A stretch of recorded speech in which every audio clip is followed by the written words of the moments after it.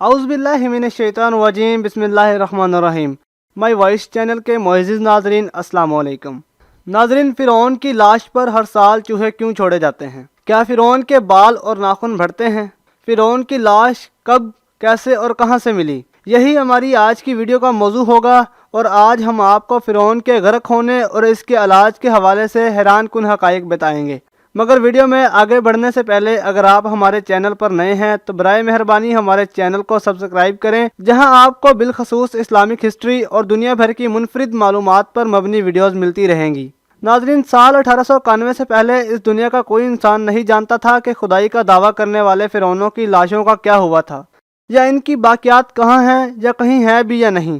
تمام آسمانی کتابوں میں اس واقعے کا ذکر تفصیل سے ملتا ہے کہ اللہ کے پیغمبر حضرت موسیٰ علیہ السلام اور بنی اسرائیل قوم کا پیچھا کرتا ہوا ایک فرعون پانی میں غرق ہو کر اپنی فوج سمیت مر گیا تھا، جبکہ حضرت موسیٰ علیہ السلام اور ان کی قوم کو پانی نے اللہ تعالیٰ کے حکم سے گزرنے کا راستہ دے دیا تھا۔ مگر اس کے بعد اس کا کیا ہوا تھا، اس کے بارے میں کسی بھی کتاب میں نہیں لکھا ہوا، مگر قرآن مجید فرقان حمید میں اس کے انجام کے بارے میں ایک بہت ہی عجیب بات لکھی گئی تھی، جس کی کسی کو سمجھ نہیں آئی تھی۔ قرآن پاک کی سورہ یونس کی آیت نمبر 92 میں اللہ رب العزت نے ارشاد فرمایا، آج ہم صرف تیری لاش کو نجات دیں گے تاکہ تو ان کے لیے نشان عبرت ہو جو تیرے بعد ہیں، اور حقیقت یہ ہے کہ بہت زیادہ ہماری نشانیوں سے غافل ہیں۔ ناظرین، یہ واقعہ آج سے 3500 سال پہلے پیش آیا تھا۔ فرعون کے ڈوب مرنے کے بعد سمندر نے اس کی لاش کو اللہ رب العزت کے حکم سے باہر پھینک دیا، جبکہ باقی لشکر کا کوئی نام و نشان نہ ملا۔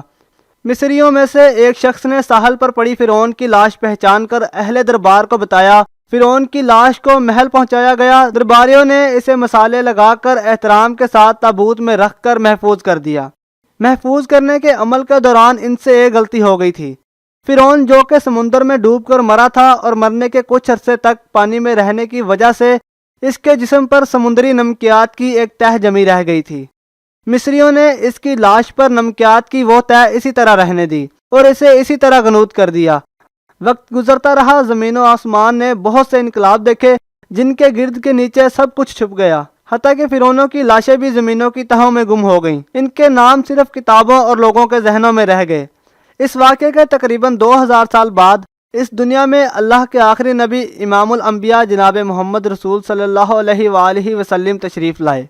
ان پر نازل ہونے والی آخری کتاب قرآن مجید فرقان حمید میں فرعونوں کے قصے بڑی تفصیل کے ساتھ بیان کیے گئے تھے، اور اسی سلسلے میں اس فرعون کا جسم محفوظ کرنے کی آیت بھی نازل ہوئی تھی، جس کی سچائی پر سب اہل ایمان کا پختہ یقین تو تھا، مگر وہ سمجھنے سے قاصر تھے کہ اس خدائی کا دعویٰ کرنے والے کی لاش کہاں محفوظ کی گئی اور کیسے اسے عبرت کا نشان بنایا گیا۔ ناظرین، سال 1971 میں مصر کے ایک شہر الغنی سے تعلق رکھنے والے ایک غریب اور معمولی چور احمد عبد الرسول کو فرعونوں کی لاشوں کی طرف جانے والے ایک خفیہ راستے تک رسائی مل گئی۔ ناظرین، احمد عبد الرسول چھوٹی موٹی چوریاں کر کے اپنا گزر بسر کرتا تھا۔ ایک دن وہ دریائے نیل کے کنارے کے قریب کلیسا کے مقام پر اسی سلسلے میں پھر رہا تھا جب اسے ایک خفیہ راستے کا پتہ چلا۔ وہاں وہ نوادرات کی چوری کے لیے جگہ کھود رہا تھا کہ اسی دوران اسے کچھ لوگوں نے پکڑ لیا اور اسے پولیس کے حوالے کر دیا۔ وہ جس جگہ کو کھود رہا تھا وہاں سے ملنے والے راستے کی جب مسلسل کھدائی کی گئی تو سال 1891 کو دوسری ممیوں کے ساتھ اسی غرق ہونے والی فرعون کی لاش بھی مل گئی۔ اس کے کفن پر سینے والے مقام پر اس کا نام لکھا ہوا تھا۔ جب ان ممیوں کا تفصیل سے جائزہ لیا گیا تو فرعون والی ممی پر سمندری نمکیات کی تہ سے تصدیق ہو گئی تھی کہ یہ وہی فرعون ہے جسے اللہ رب العزت نے پانی میں غرق کر کے بدترین انجام سے ہمکنار کیا تھا۔ ناظرین، یہ بہت بڑا واقعہ تھا۔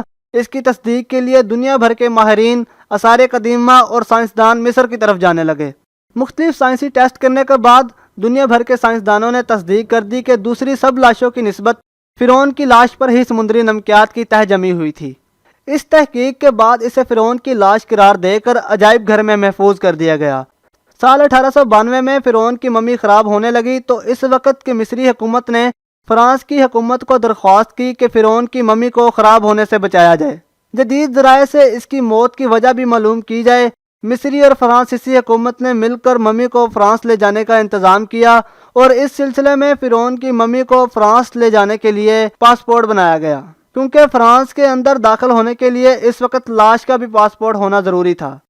नाज़रीन, कहा जाता है कि जब फ़िरौन की लाश को फ्रांस पहुंचाया गया तो एयरपोर्ट पर इस दौर के फ्रांसीसी सदर, हुकूमत के आला ओहदेदारों, तमाम वज़रा और फ़ौज के अफसरान के साथ इस्तकबाल के लिए मौजूद थे। फ़िरौन की लाश का इस्तकबाल किसी अजीम जिंदा बादशाह की तरह किया गया। फ़ौजी दस्तों ने सलामी दी। फ़िरौन की मम्मी को माहिर डॉक्टरों की टीम के हवाले किया गया। इस टीम की सरबराही डॉक्टर मोरस ने की। माइक्रोस्कोप टेस्टों के जरिए मम्मी के तमाम अज़ा का बारीक बीनी से जायजा लिया गया तो मालूम हुआ कि इसकी लाश और जिस्म में समुद्री ज़रात अभी तक मौजूद हैं और इसका गोश्त हर रोज़ ताज़ा होता है और बढ़ता है। एक बादशाह की मौत पानी में डूबने की वजह से हुई। ये बात डॉक्टर मोरस के लिए हैरान कुन थी। डॉक्टर मोरस ने इस मम्मी के बारे में मज़ीद जानने की कोशिश की तो इसे मालूम हुआ कि इस बादशाह की मौत के हालात मुसलमानों के नबी इमामुल अंबिया जनाब हज़रत मोहम्मद मुस्तफ़ा सल्लल्लाहु अलैहि वसल्लम पर उतरने वाली किताब कुरान मजीद फुरकान हमीद में तफसील से दर्ज है। इसे इल्म था कि जहाँ से ये लाश मिली है वो एक इस्लामी मुल्क है। तजस्सुस के हाथों मजबूर होकर वो मिस्र पहुँचा। चूँकि वो एक साइंसदान था तो इसने इस मामले में मिस्र के एक साइंसदान से मुलाकात की। मिस्र के साइंसदान ने कुरान पाक को खोलकर इसे सूरह यूनुस की आयात का तर्जुमा लफ्ज़ ब लफ्ज़। नाज़रीन, ये थी हमारी आज की वीडियो। उम्मीद करता हूँ कि आपको काफ़ी अच्छी लगी होगी।